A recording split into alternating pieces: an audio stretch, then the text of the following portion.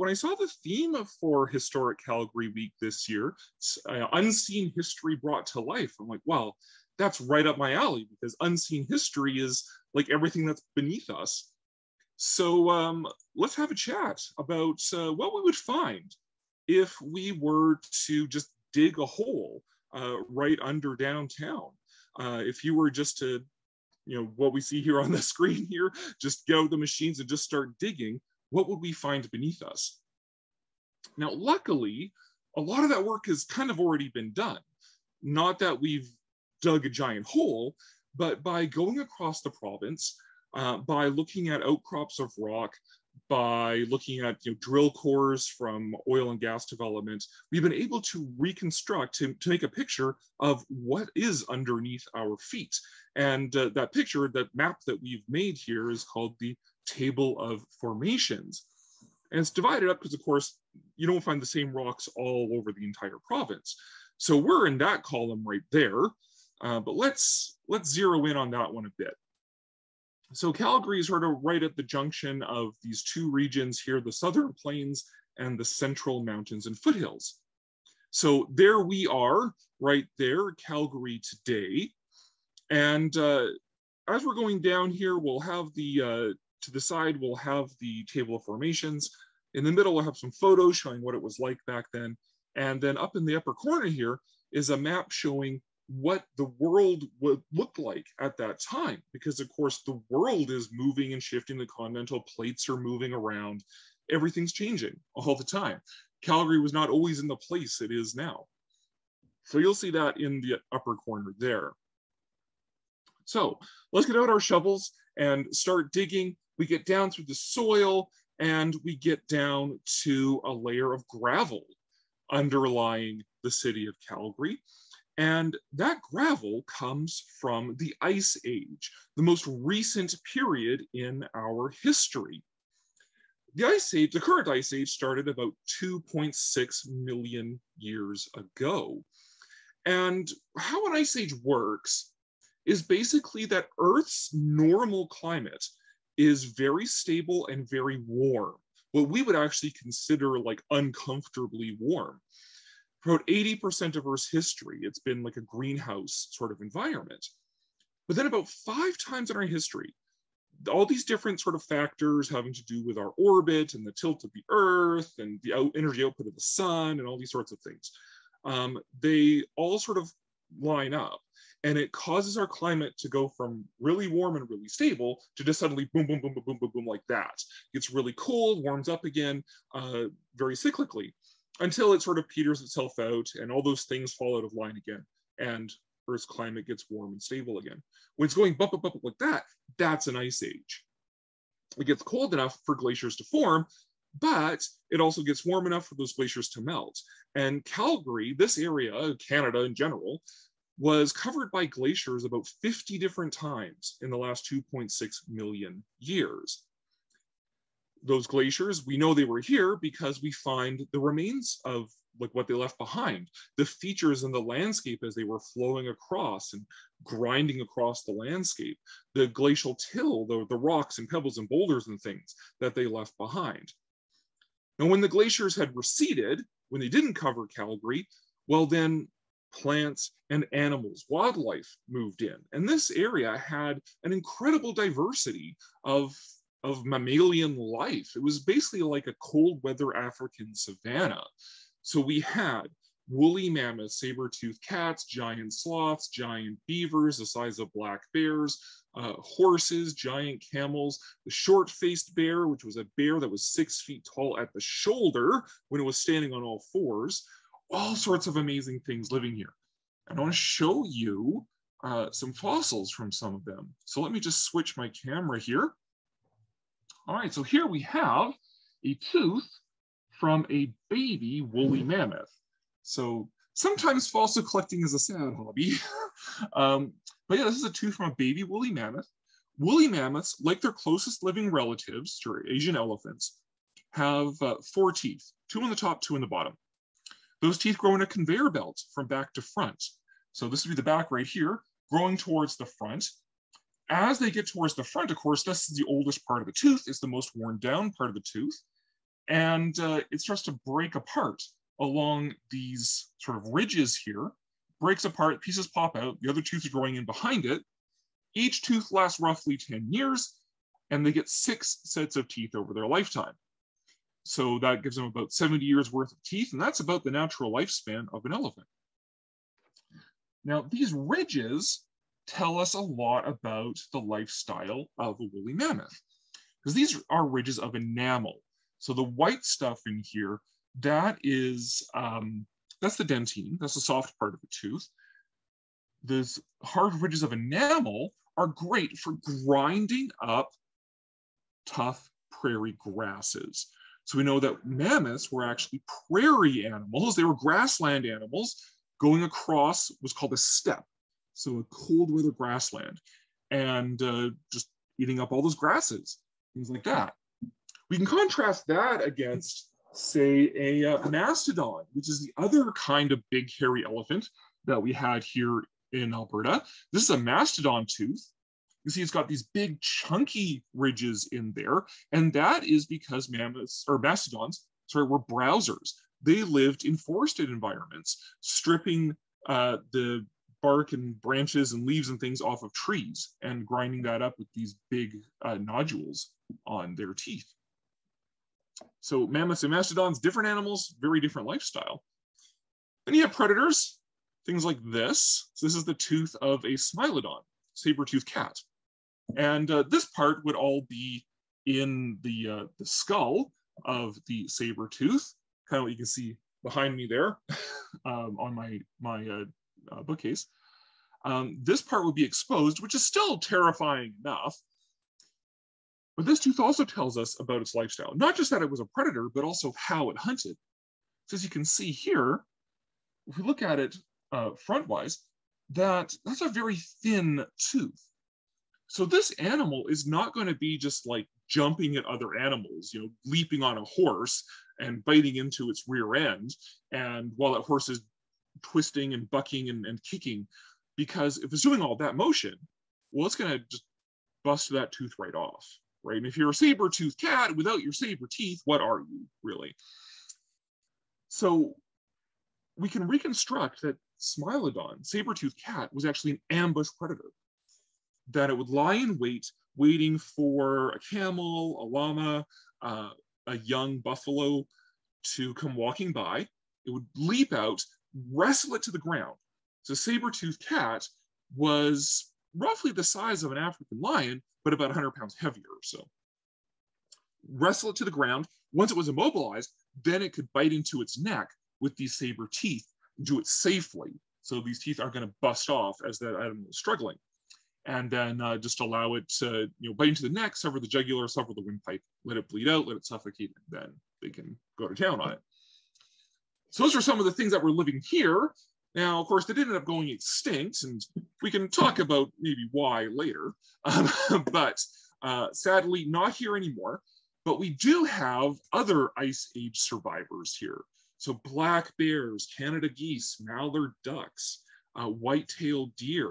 Those are all Ice Age survivors, animals that were here during the Ice Age that managed to survive that extinction event about 12,000 years ago or so. But that's just the most recent time in our history. We've got a lot more to get through here. So let's keep digging. And then we get down to our first actual bit of bedrock. So we've got beneath the soil, beneath the gravel left behind by the glaciers, and we've got down to our bedrock here in Calgary. And underlying Calgary, in fact, all of southern Alberta, is a layer of sandstone. North of Calgary, it's called the Pascapoo sandstone. South of Calgary, it's called the Porcupine Hills sandstone. They're the same age, but they have slightly different environments. North of Calgary, we see indicators for a cooler and wetter environment. South of Calgary, we see indicators for a warmer and drier environment, which is the same as it is today. I mean, on average, we're cooler than we were 60 million years ago when this sandstone was deposited. But we still have that same kind of climate regime. It's cooler and wetter north of us and warmer and drier south of us. This layer of sandstone, hugely important for Calgary's history. After the Great Fire of 1886, it actually became a city bylaw that new buildings had to be built with sandstone. It was the most readily available building material and fireproof because it's made of rock. So that's how Calgary became the sandstone city, when we quarried sandstone blocks like these to build our buildings out of. Up to about 1915 or so, we were using these sandstone bricks. Now, because of using all sandstone, one of the best places to actually go look for fossils in Calgary is in our buildings. Because if you're lucky, in our buildings and in our the decorative sandstone that we use for ornamental stone for gardens and things like that, you can find clam shells, oyster shells, petrified wood, and fossilized leaves. So let me show you some of those. Right, switch to that. There we go. So this is a beautiful leaf for a tree called a metasequoia, also known as a dawn redwood. So they are related to the giant sequoia and the giant redwoods that today are most often found in California. In fact, sequoias are only found in California, except for where they've been planted elsewhere. The dawn redwood, metasequoia, was actually thought to be extinct, went extinct shortly after this time period that we're talking about, until a bunch of specimens were found living in China. And from there, they've been cultivated and are all over the world now, people growing them. The first time I saw a living metasequoia was actually in the gardens of the Governor General's residence in Victoria, British Columbia. Unfortunately, we can't bring them back here. We can't grow them here because Calgary is too dry. It's a little bit difficult to grow a lot of things here in Calgary. But we do find their fossils. This is a specimen from a place called Genesee, which is now a protected site. I collected this before it was a protected site, which is near Edmonton. So you see slightly different quality to the sandstone there. It doesn't have that same sort of beige color that we get in sandstone around here. However, there is this, which was found from around here. This is an elm leaf in here. So yeah, we had a lot of these sort of warmer weather sort of plants finding right here. And if you're lucky, you can actually find them in the buildings in and around Calgary. All right, so now coming back to this, and then we get to here. It's a really bad day. It's a really bad day in Earth's history when this giant rock from space decided to schmuck into the Yucatan Peninsula in what's now Mexico.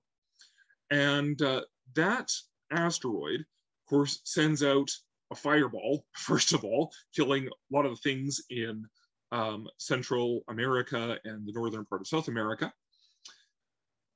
Clouds of dust and flaming rock, which then rains down across the planet, and then dust, which blocks out the sun, which disrupts our ecological cycle, interrupts the plants, processing sunlight, killing off the plants, killing off the plant eaters, killing off the meat eaters, which of course at this time, 66 million years ago, were the dinosaurs. So this is the big extinction event that killed off the dinosaurs. And we see that here in Alberta by this layer of clay that is very rich in a mineral called iridium, which is not readily found on Earth, but is very common in asteroids, meteorites. That's what first led us on to the idea that, hey, maybe it was a celestial object that killed off the dinosaurs, or at least dealt the fatal blow that finally did it. And then, of course, we went looking in subsurface geology, went looking for the impact crater and found it in Mexico. But if we dig down beneath that, we get to this phase of our history where Calgary was actually on the coast of an inland sea that stretched across the middle of North America. from the Arctic Circle down to the Gulf of Mexico, and from roughly where we are, around the Red Deer River, Bow River, this area, to about the Red River in Manitoba, so stretching that far across. And this area, again, much warmer. This is a warm, stable time in our history. Alberta, Calgary would have looked a lot more like Louisiana or Carolinas, Florida, than it does what it looks like today. So it would have had these warm, coastal, swampy environments. And teeming through those environments were the dinosaurs and Alberta's wealth in dinosaur fossils. So I'll show you a few of those, not super great ones, because I'm not the Trail Museum. Trail Museum gets the great specimens, but when you go out fossil hunting, you end up finding stuff like this. So this is a vertebra, a backbone from a ceratopsian dinosaur. So something like my friend here, Pachyrhinosaurus, which is actually one of my favorite dinosaurs. So relative of Triceratops, that's the most famous member of the ceratopsian family. But ceratopsians were incredibly diverse. All sorts of different ornamentation and horns and spikes and things coming out everywhere, with these great frills here, most likely as a sexual display. As like, hey ladies, come and check me out. I got this great frill. I got all these great horns and things coming out here. How you doing? So we find these ceratopsian vertebrae here. We also find non-dinosaurian things, like this little vertebrae here, and this is from a Champsosaur. So Champsosaur was a reptile that very closely resembled crocodiles and alligators. This is a little model of one right here. You can see it looks almost exactly like a crocodile and alligator. If you were to have seen one in real life, you might have confused it for an alligator or a crocodile, but they actually weren't closely related to crocodiles and alligators. They just lived a very similar lifestyle, filled a very similar ecological niche, and so they evolved in very similar ways. That's called convergent evolution. So we find their vertebrae a lot as well when you go fossil hunting around the Drumheller area. Also, if you're lucky, you might find something like this. Now, this, of course, looks a little garbagey because this was a big jigsaw puzzle that I had to piece together. I recognized what it was by this nice sheen on it there. This is a tooth from a predatory dinosaur, something like an Albertosaurus or a Daspletosaurus, which is that right there. Albertosaurus, or Gorgosaurus, sorry, two very similar animals, both of which are related to Tyrannosaurus rex. These are sort of like the sports car version of a Tyrannosaurus rex. If you think of a Tyrannosaurus rex as like a Hummer, these would be more like the sports car version of that. And with these teeth, you can see if we get nice and close here, these serrations on there. Let's see, you got to focus in here. So we have these serrations on here, but this is a big chunky tooth here. So this is not like the steak knife of the Smilodon, right? This is a chunkier tooth, more like a serrated railway spike used to chomp into other dinosaurs and rip out chunks, even rip off limbs from things like the Pachyrhinosaurus. So a little bit terrifying maybe to go for a wander through Calgary's 70 million year old swamps. Doesn't get any better though if you were to go for a swim.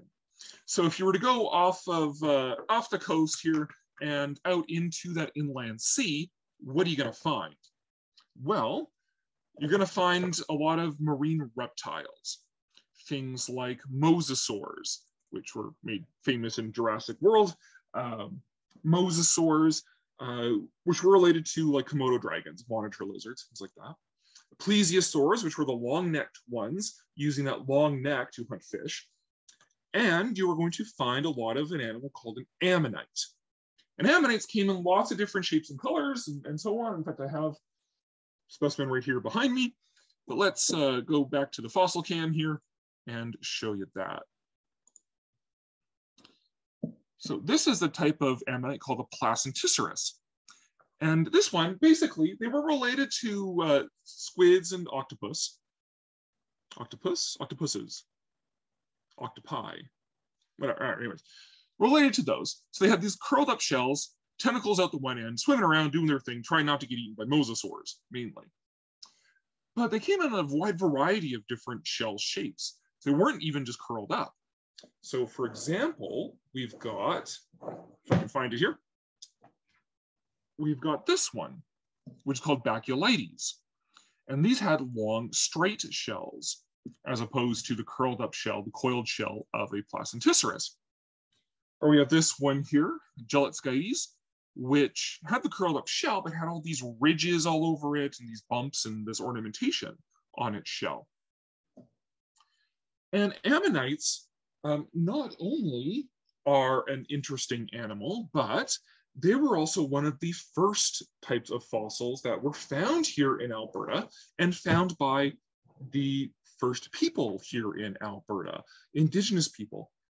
In traditional Blackfoot culture, pieces of ammonite fossils were found that often resembled buffaloes. So you can kind of imagine this piece here, if that's like the hump of a buffalo, those would be its legs. These are called iniskim, buffalo calling stones.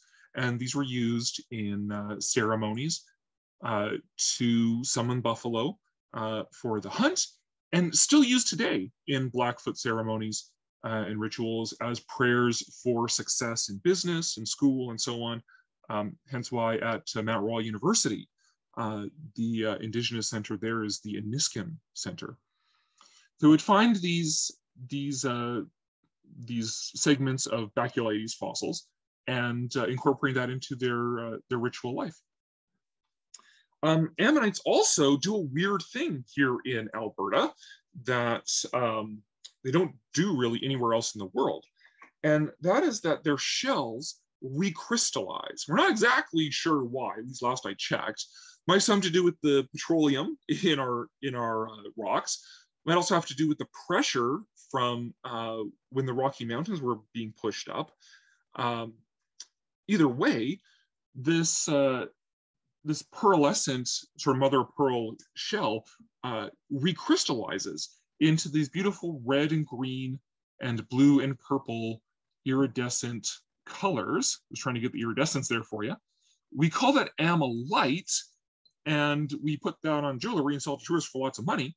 And amylite has recently been declared Alberta's official provincial gemstone, which is pretty neat, I think, because it comes from a fossil, which is super cool. So yeah, so amylite is the recrystallized shell of the ammonites.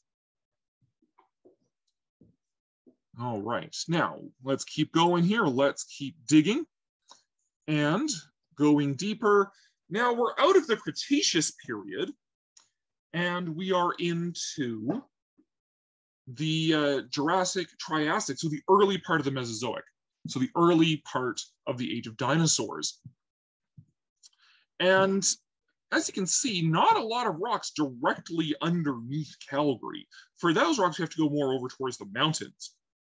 And at that time, we can see that we are actually on the coast or even on the continental shelf of the single supercontinent of Pangaea. And this continental shelf, this ocean, you know, it's all this silt is coming off of the supercontinent and it's filtering out, it's being laid down, and it's making a beautiful decorative rock that is very common in this area that we call rundlestone. So there is a sample of rundlestone. Of course, everyone's familiar with it. It's used in everything as decorative building stone in Calgary, Canmore, Banff. The Banff Springs Hotel is made of this stuff, of this rundlestone. It's 225 million years old or so, and has these lovely layers in there showing the eons of, or eras, or periods, or years, or whatever, of deposition going on there. We got some little deformation in there as the layers were being formed. Now, If you're lucky, though, you might actually find some fossils and some features in Rundlestone. So for example, here we have some ripple marks from in the ocean. There, that specimen. And here, well, we've got a clamshell right in there. And here's another little one in there. So in Rundlestone, if you're really lucky, you might find clamshells, ripple marks, and even very occasionally, if you're really lucky, you might also find the remains of animals like ichthyosaurs, which were reptiles that looked like dolphins. Again, that convergent evolution, similar lifestyle and similar adaptations. Sorry, just going to focus that again if I can. Close enough. But that's where that Rundlestone comes from. That decorative stone is from the beginning of the Age of Dinosaurs, around 225 million years. But let's keep digging and go now into the Paleozoic, so the era before dinosaurs. And we've zoomed down here to these two periods, the Devonian and the Carboniferous. So at this time, throughout the Devonian and the Carboniferous, well, we were down by the equator. You can see right smack in the middle of the map there is North America, and we're right on the equator. We're actually at the bottom of a warm, shallow tropical sea, hence the shirt. Tropical islands, sandy beaches, coral reefs, warm water lagoons, all very lovely, very wonderful. Perhaps a lot nicer than today, although a little different. For wildlife, you're going to be having, say, giant insects. Because mammals hadn't evolved yet, reptiles, a little bit sketchy there. So giant insects were the main wildlife. So things like Arthropleura, which was a 6-foot-long centipede, and Meganeura, which was a dragonfly with a wingspan like that. These huge insects. You wouldn't have trees either. Trees hadn't evolved yet. In their place were actually giant ferns. And I have right here a very rare type of fossil for Canada. This right here is called stigmaria, which are the roots of tree ferns. So these would be the roots. All these little, you see these sort of little dots all over it. Those would have had little little sprouts sort of coming off of those roots, gathering nutrients for these giant ferns that were found in the niche of trees. Now I say rare because there were only about 3 or so sites where you could find stigmaria in all of Canada. And one of them was actually in Canyon Creek, which was out by Bragg Creek. And that lasted until 2013. The floods actually covered over the site with God knows how much gravel and cobblestones and such. We assume the site is still there. It's just buried beyond our ability to get to anymore. So I was very lucky to be able to grab one of these before that site got covered over again. Now, the coral reefs, though, in those tropical lagoons, we had all sorts of lovely things. So this is a little piece also from the same area around there. And here's some more. So these shells that we have here, these are called brachiopods.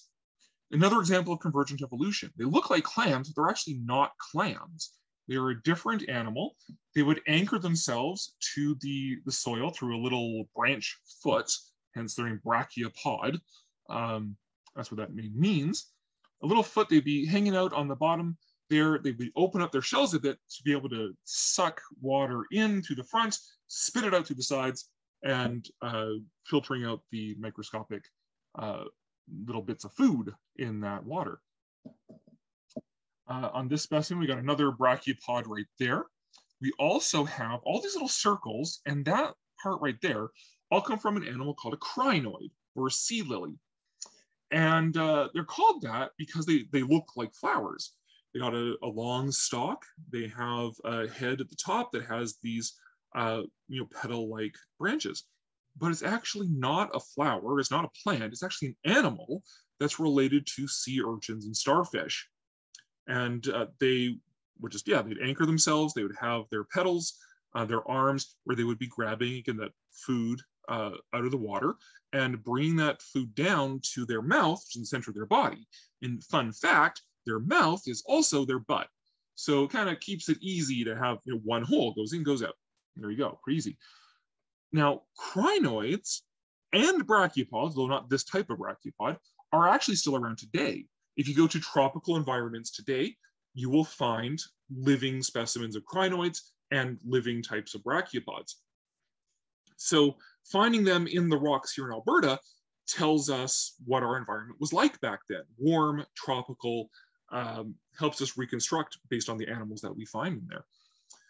Other animals, though, not so much. The types of corals that were building up these ancient coral reefs were they did not survive. They went extinct actually right at the beginning or before the Age of Dinosaurs began. So that 225 million years ago, they didn't make it past that point. And that's when modern corals evolved, the kind that are still around today. These coral reefs also left behind another gift for us. Coral reefs got a lot of holes in them, like this in this rock right here. And those holes get filled in with what is left of the biomatter from these ancient coral reefs. Because you have all this algae and plankton and coral and fish and things, and they die, they sink down to the bottom, they get covered over, they get buried, they get squeezed, they get squished over millions of years of geologic pressure, and squeezed and squished and liquefied and turned into oil and gas. And then oil and gas percolates into these gaps in the rock, which are called vugs.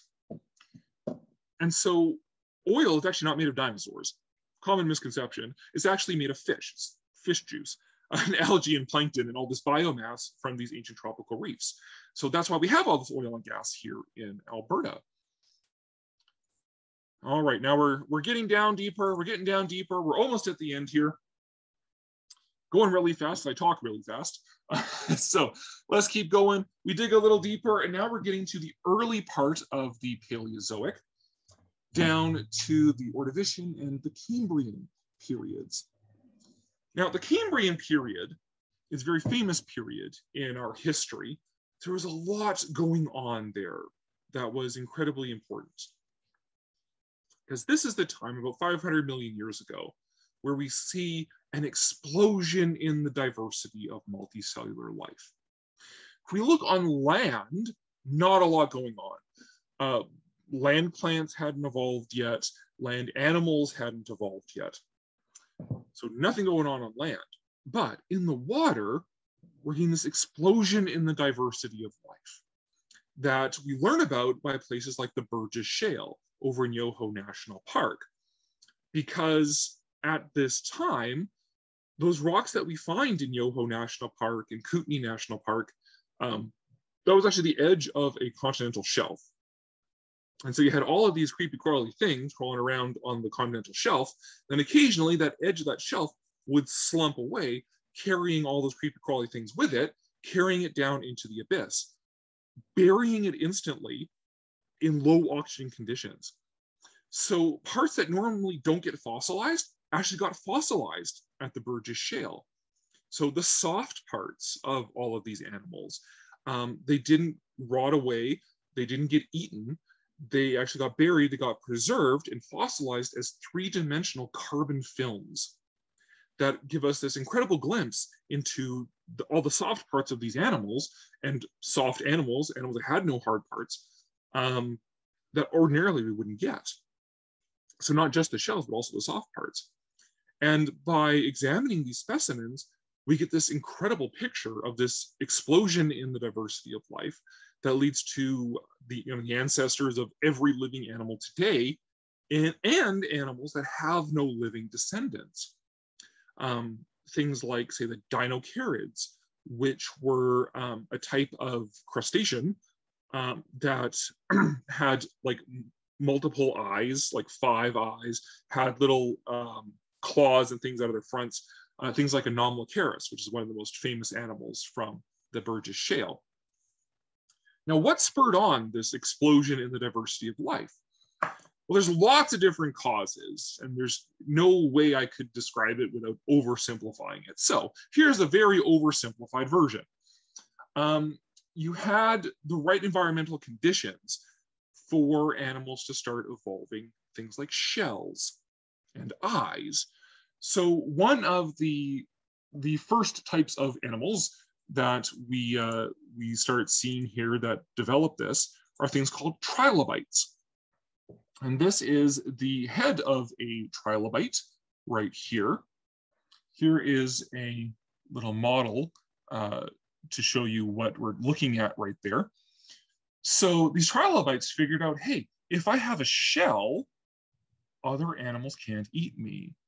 Makes sense, right? Also, evolving eyes, because if you can see what's coming, you can get away from it. Now that, of course, touches off an evolutionary arms race between predator and prey. The predators start to evolve hard mouth parts to be able to crunch up their prey. They evolve eyes so they can chase them around. And basically, all of evolution from this point on, we're still living in what's called the Cambrian explosion. We're still living in this explosion, the diversity of life, in this arms race between predator and prey. It just takes all these weird turns in the subsequent 500 million years. Before this time, well, life was a little different, a little more simple. So let's go have a look at that. We keep digging down beyond the Burgess Shale. We get down to the Precambrian eon.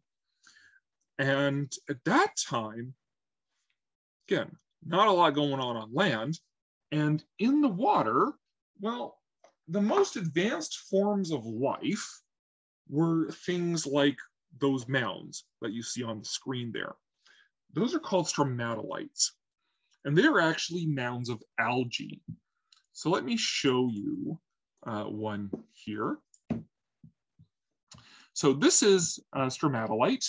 This is a specimen actually from British Columbia, just across the border, not in the parks, of course. Each of these layers here is a layer of algae.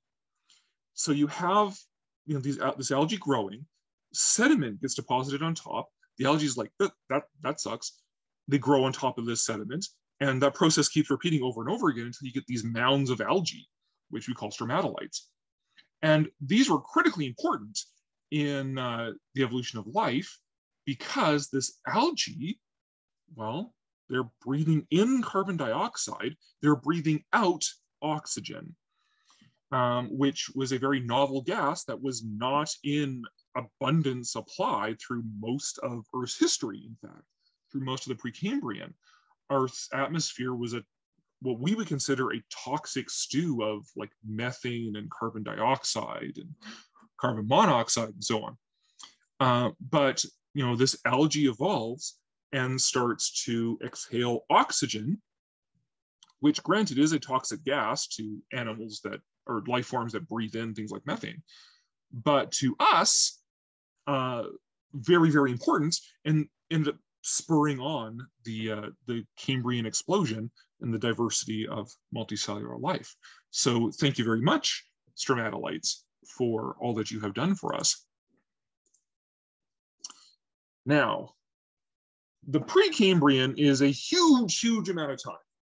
The Earth is 4.6 billion years old, and the Cambrian onwards, that's the last 500 million years of that 4.6 billion years. So most of Earth's history has been in this Precambrian eon, where all sorts of things going on over 4 billion years. So we had 2 ice ages during this time period. It wasn't all just lava and volcanoes and stuff like that on primordial Earth. We had 2 ice ages that were so extensive, they actually completely covered the entire planet in glacial ice and snow, these periods being called snowball Earth. We had the original formation of our continents, like the Canadian Shield is the igneous and metamorphic core of the North American continent. It's the Canadian Shield. Erosion off of the Canadian Shield deposited on the fringes of the continent, building up the rest of North America around it. And it's from these rocks that we actually get the oldest known rock on Earth. I actually have a sample of it right here. So this is, showing you here, a sample of Acasta gneiss. This is from the Northwest Territories around the Acasta River, hence the name Acasta gneiss. And gneiss is a type of metamorphic rock. It's formed from granite and water under heat and pressure. So we know that back when this rock was formed, there was already liquid water on Earth. And the Acasta gneiss is dated to about 4.1 to 3.9 billion years ago. So this is average out a 4 billion year old rock right here, formed by granite and water. Pretty amazing. And as far as we know, there's some close contenders, but this is, as far as we know, the oldest rock on Earth. Most of the rest of the rock on Earth, of course, getting chewed up in the rock cycle, getting recycled into other kinds of rock. Just to give you a sense of the age of the Earth here. Okay, this is a piece of Menashe gneiss. So this is from around Lake Okanagan, British Columbia. This is Menashe gneiss. This is 2 billion years old. So this rock that I'm holding right now is 2 billion years old, and this is half as old as this rock right here. Just geologic time is almost impossible to fathom. But now, if we're digging down underneath Calgary, well, we keep going, and we get through the crust of the Earth, and we get down to the core of our planet. And the core of our planet actually tells us a lot about how our planet formed. So if we go back at 4.6 billion years, well, here we have a picture of what our solar system would have looked like. We would have had our sun at the center of it, and surrounding it would have been a disk, kind of like the rings of Saturn, with this disk of asteroids, comets, meteorites. And these asteroids, comets, meteorites, they're all schmucking together, and they're forming bigger and bigger bodies, and eventually forming the planets. And there are different types of asteroids and comets and meteorites all schmucking together. And let me show that to you. So right here, I've got two different types. So in the black case here is a stony meteorite. So this is a meteorite that's made of rock. This one right here is a nickel iron meteorite, a metallic one. So it's made of mostly nickel and iron, mostly metal. Now the metal is denser than the rock. So as these things are schmucking together, the heavier material, the denser material is sinking towards the middle. And that's why we have a solid core of nickel and iron in our planet, because all of that dense material, that dense metallic material sunk towards the middle, the stone, sort of oozed to the outside, forming our mantle, which is, again, large chunk of the Earth, is this plastic stone. So it's solid, but it's under so much heat and pressure, it's actually flowing plastically, almost like a silly putty kind of thing. So solid, but it's flowing. And then we have our core, where there's little enough pressure that's actually able to solidify into these solid, brittle chunks of rock that form our crust. So the structure of our Earth actually tells us about how our Earth was created. And that brings all the way down to the center and to the end of the formal part of our conversation. So in the course of about 50 minutes, we managed to get through 4.6 billion years of Calgary's history, everything here that is beneath our feet. So thank you very much for letting me stream into your homes here to share this with you. And now we're open for questions. Thank you, Cory. That was amazing. We do have some questions here. So I will start. I just want to read one nice comment first. Terry said, wow, this is an excellent presentation, my favorite one yet. Please have Cory back to do more presentations. So my pleasure. Thank you very much. We hope we will be able to do that. Valerie asks, is there a book? I mean, must be some things, but I just wanted to hear your suggestions. Is there a book or somewhere where we can get more information? Yes, yeah, of course. It depends how technical you want to get. If you're just looking for something that is more readable at sort of a general reader's level, then stop share. There we go. I would recommend this one. Hopefully that's not showing up backwards for you. It's showing up backwards for me. No, it's good. It's good. Okay, good. So this is 4 billion years and counting. This is Canadian Federation of Earth Sciences. So Earth scientists from across Canada put this together, working with the Geological Survey of Canada and other organizations. So this is a very, very readable, it's still a big textbook thing, but it covers Canada's geologic history in a very readable sort of way. Another book that is a bit more technical is this one, Canada Rocks. This one is much more like a textbook, though. So it might not, a lot of pretty pictures, might not be as readable if you don't have a bit more of a geology background. I believe both of these books can be found at the library, Calgary Public Library as well. So those are two to give you a nice overview of Canada's geologic history. For Alberta specific, I know the Trail Museum put out a book years and years ago. I'm not sure if they have an updated edition of it or not, but it'd be worth looking for that. And then if you just want to know about the Ice Age, I mean, there's my book as well. So I would highly recommend that one as well. Yeah, hopefully that gives you something to go on. But yeah, just I mean, I would just check out the Calgary Public Library. I mean, I'm most familiar with the geology section at the Central Library. That's where I have my office. But yeah, there's lots of good books available through the library. Yes, and I also would like to say that as well. Either just searching online through our website or coming to the library, and I would recommend coming to Central if it's possible, and we definitely can find some books for you. Thank you, Cory. The next question from Christine says, what are the legal guidelines around collecting fossils? All right, so in Alberta, the Crown is the owner of any paleontological resources found here in Alberta. There are a few exceptions that have to do with like amylite mining and things like that.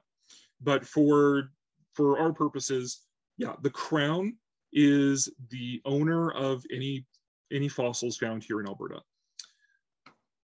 You are allowed to collect fossils though, but without a permit, all you can do is surface collect them. So if you see like, you know, dinosaur vertebrae or, you know, some crinoid fossils or whatever on the surface, you are allowed to pick those up. However, because you are not the owner of them, you are considered a custodian of them. It would be great to take as much data as you can, collect as much information as you can, taking photos of where you found it. If you can get GPS coordinates for that place, even better, because a lot of paleontological research is dependent on where you find the thing. So that scientists can go back there, so they can trace where exactly that fossil came from, like even in a formation as well, right? Like what layer of rock it eroded out of. All that is like very important information for paleontological research. That's also why we don't want to let you just like anybody just go digging through rocks to dig out fossils, because in the process of doing that, you might destroy extremely valuable information that we need about those specimens. So you're allowed to surface collect. You're not going to get a license to do excavation unless you're basically like a professional, like academic paleontologist. So if you're working with the Trail Museum or the Geological Survey of Canada or something like that. Because you are not the owner of the fossils, you are not allowed to sell them, and you are not allowed to take them out of the province. So you are considered a custodian on behalf of the Crown. You're not allowed to take those fossils with you. There has been a lot of discussion and movement lately about changing some of those laws here in Alberta, but for right now, that's the way it is, and that's the way we prefer to keep it. Yeah, you can go out, you can collect, take as much information as you can when you do collect those things off of the surface, and just make sure that you're not selling them or exporting them out of the province, because they do belong to the Crown and therefore to the people of Alberta.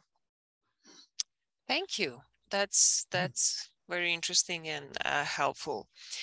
So I would like to invite our attendees to send us more questions, but meanwhile, we do have some questions here. And while we're waiting, I would like to ask you them. What caused the Ice Age animals to go extinct, and why aren't there woolly mammoths around today? Yeah, so about 11,700 years ago or so, give or take, we had a mass extinction event. So something like 70-75% of animals over 100 pounds and all animals over a metric ton here in Alberta went extinct. So that includes things like the woolly mammoths, the mastodons, the giant buffaloes went extinct, but they just evolved into smaller buffaloes.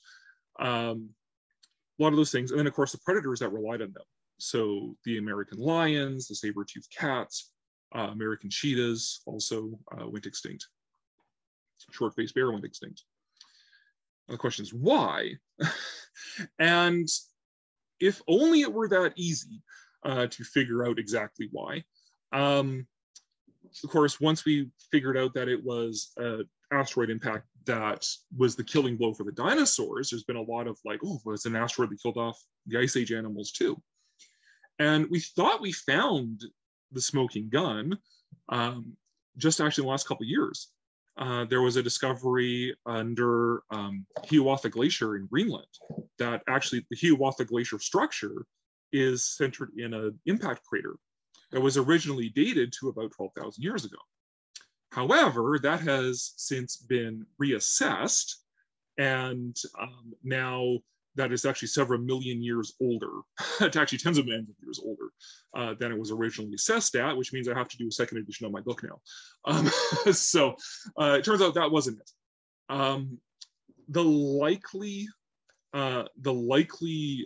candidates are rapid climate change.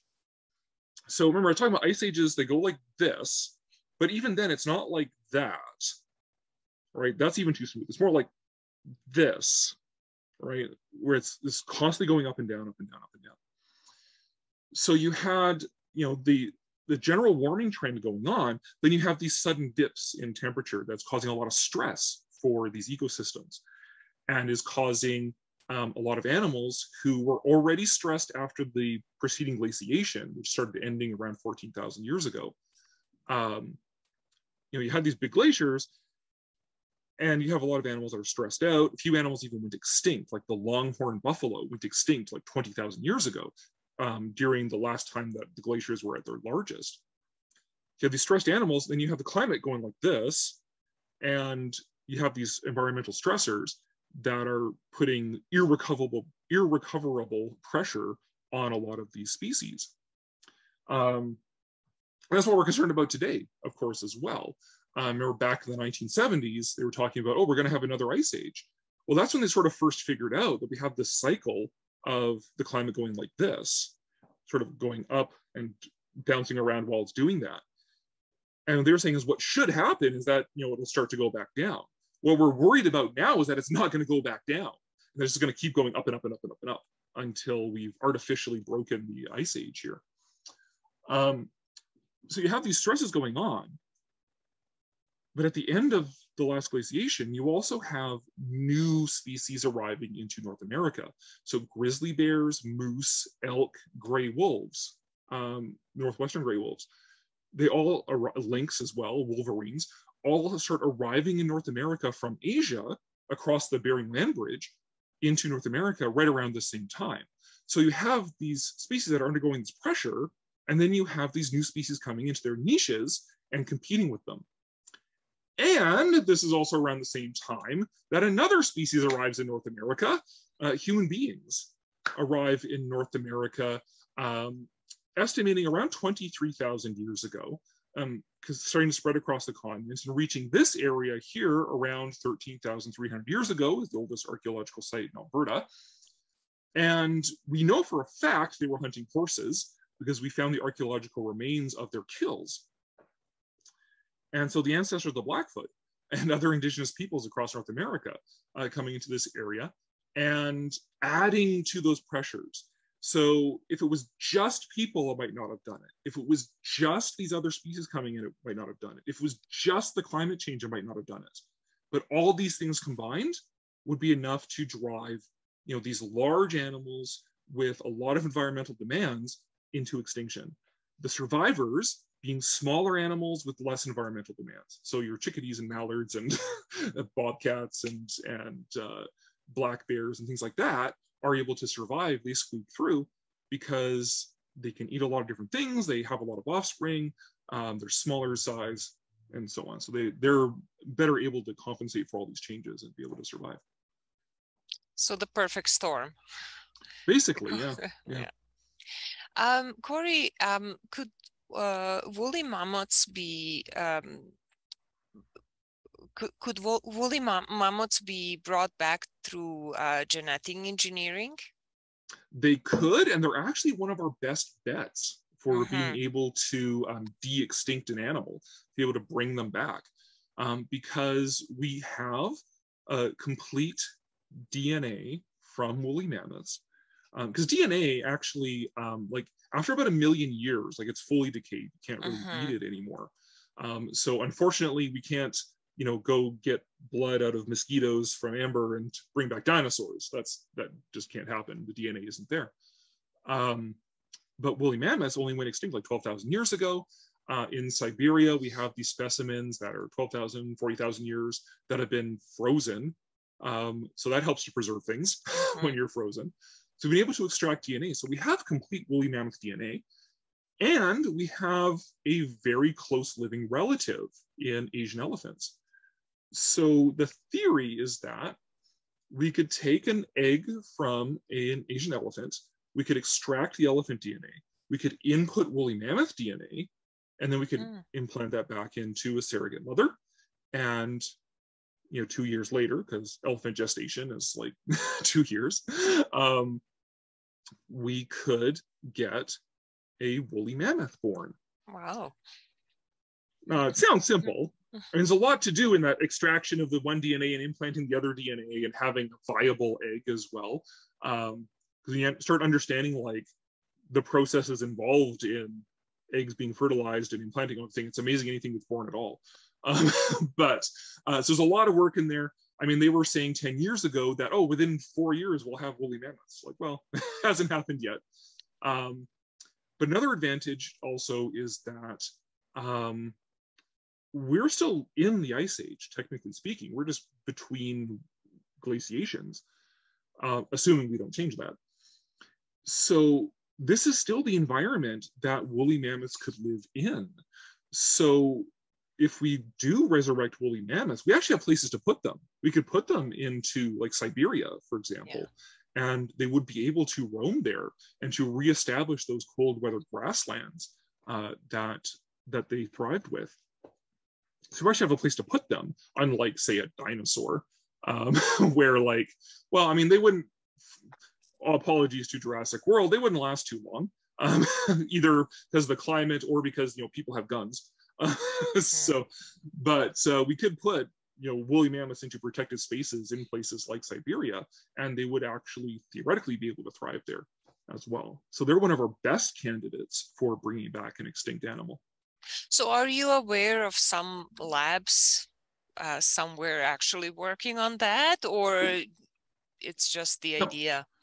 There are labs working on it. I know there's a couple in Korea that are working on it. I mean, it's sort of, it's a bit sketchy as to who's doing what and why, and so yeah, probably don't want to say it much in advance. Yeah. But that is work that is being done. So some people are attempting it, and I keep mentioning Siberia because there actually is a project in Russia. It's called Pleistocene Park, where they actually have a protected space, and they're actually bringing in equivalents to the large mammals that lived in these cold water grasslands. So they're bringing in buffalo and muskox and horses and things like that, and trying to reestablish that grassland, because the environment and animals, like, they work together to create these environments. So these cold weather grasslands that mammoths lived in, those also basically went extinct when woolly mammoths went extinct.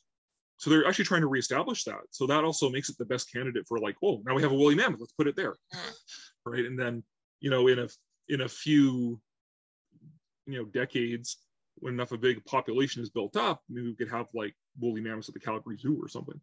But I don't know if we put them back in Banff or not. It's a little bit pressure in Banff right now for woolly mammoths. Yeah. But yeah, it is being worked on, certainly. Very interesting. So before I go to the next question, I just want to read a comment from Anita. Best ever explanation of the geological table of our area. Very interesting, and many thanks, Cory. Oh, thank you. Next question that I have here is, why did Calgary stop using sandstone to build things? Yeah, well, sandstone is both useful and terrible for the same reason, which is basically that it's a very soft stone, relatively speaking. So it's easy to quarry because it's nice and soft. You can carve it out quite easily. And at the height, there were about 15 sandstone quarries throughout Calgary. If you want to visit any of them, I mean, there's I did a blog post about it back when I was still historian in residence. So you can try and look that up on Heritage Calgary's blog. But like Oliver Quarry Park, at the top of the road going down into Edworthy Park, there's that sandstone outcrop. That was a quarry. There's the Beddington Quarry that's sort of behind the clubhouse for the golf course. There's like this weird sort of divot in the hill along the pathway. That was a sandstone quarry.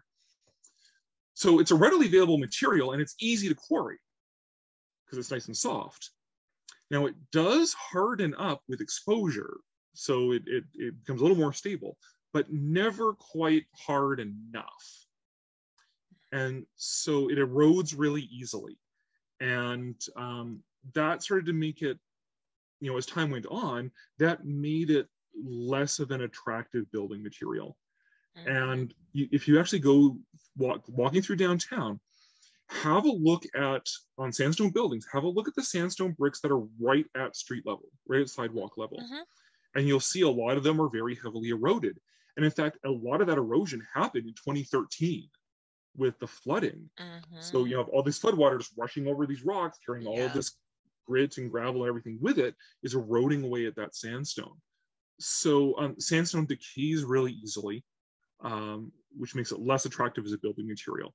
So after like 1915, of course, also coinciding with a lot of the men working in the quarries going off to the war, by 1915, they started transitioning to other materials. So like limestone from Indiana, the Tyndall stone, the limestone from Manitoba, which is that, see, I have a sample of it here, which is that, sort of common mottled limestone, like this kind of stuff. You can see it, it's a little hard to tell there. This kind of mottled limestone from Manitoba, which is like on the Jack Singer concert hall, like that rock. different granites, stuff like that, became more readily available. The transportation became better, became cheaper, and they started shifting towards these more durable types of rock. Interesting, thank you. But like I'm thinking now, those sandstone buildings that we still have, they I will take a look at the lower level, as you mentioned, but like they still look pretty nice and good. A lot of them look nice. I mean, there's a lot to be said for proper upkeep of them as well. I mean, City Hall just went through, the old City Hall went through a 4-year restoration project. And you can actually make out which ones are the replaced stones, because they're actually more pale in color right now. They will eventually age to the same sort of sandstone color that we're used to. Just right now, because it's such fresh stone, it's still very pale. And you look at that, you can see how much had to be replaced and restored because what had decayed over time. Also, fun fact, a lot of that stone came from Spain because there's only one active sandstone quarry now in Alberta. And it doesn't produce a quality of stone that matches the stone that was originally used in City Hall. And I mean, the sandstone isn't uniform across the entire province, right? When I showed 2 samples that were like different colors, right? Same formation, but different locations, different location relative to the rivers that were depositing all the sandstone and so on. So the best stone that the restorers could find to match the quality of the stone in that was originally used was actually from Spain. If you want to look at a building that is a little worse for wear, go look at the old sandstone courthouse, because that one has not been as restored. So you can see a lot more of the weathering, the chipping away of the sandstone and so on. The one on 7th Avenue. Yep. In downtown. Yep. Okay, sure. Yeah. Right by the C train station there. Thank you. Thank you, Cory. So we still have time for the audience. If you have some questions for Cory, please send us. Meanwhile, I would like to ask, were mosasaurs